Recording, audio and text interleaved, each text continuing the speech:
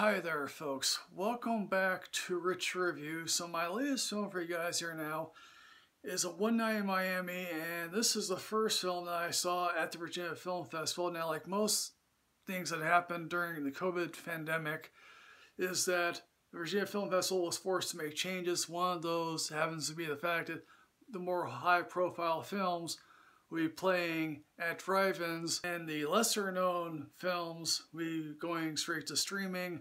Obviously, I decided to seek out the more high profile films, and this is one of them. This review is sort of with the caveat I had to listen through this through my radio while I was seeing this at the drive-in. Obviously, we could not get out because of restrictions. This is directed by Regina King, making her directorial debut, and this is based on a play. And the guy who wrote the play writes the screenplay here. Clearly, yes, he opens up. And this is based on the night that Cassius Clay won the heavyweight title against Sonny Liston. He then goes back to a hotel room. And obviously, Malcolm X, Sam Cooke, and Jim Brown are also there to celebrate with him.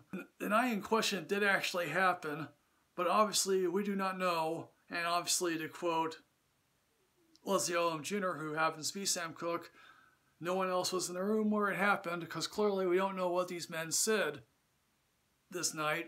All these men sort of are facing racism head on during 1964. We see Aldous Hodge playing Jim Brown. He goes back to Georgia. He meets an old family friend played by View Bridges. We think, okay, View Bridges is this old genteel guy. Of course, at the end, he shouts out a nasty racial slur because obviously Jim Brown wants to come to the house, and that's not allowed. People don't like Cassius Clay's converting to Islam. Is not going to endear him to the press all that much. He talks to Malcolm X, played by Kingsley Ben-Adir, and you're not going to get a Denzel Washington type of character here. You know, Ben-Adir is making this character his own, or making his rational appearance his own. At one point, you know, Cassius Clay's like, yes, you ever watch wrestling and Gorgeous George? And then we meet Sam Cooke, who's trying to make it into white establishments. The white establishment just sort of is like, no, we don't really want you. They're all under the watchful eye of Brother Kareem, played by Lance Riddick. These guys clearly love each other to a certain extent, not over white ice cream. And obviously, Regina King decides to expand upon this with the match against Liston, poolside thing, and obviously a rooftop.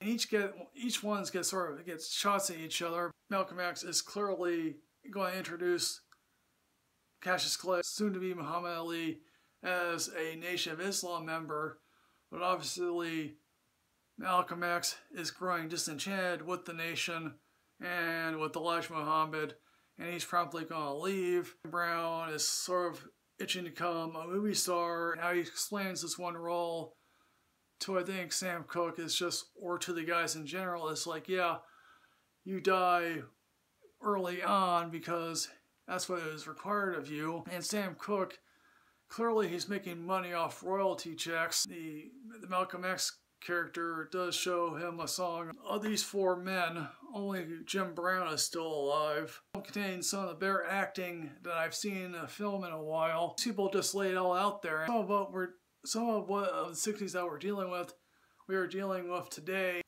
And obviously this film ends with Sam Cooke singing "Change is Gonna Come." So in the end, folks, what I'm gonna say about One Night in Miami, I'm gonna give this a leave work early. So folks, One Night in Miami, have you seen this? What did you think? Please put everything in the comment box here below here, folks. As always, folks, like, comment, subscribe, enrich yourself with knowledge. I'll see you next time, folks. I'm at Michael Richards Reviews 2. Yes, hooray.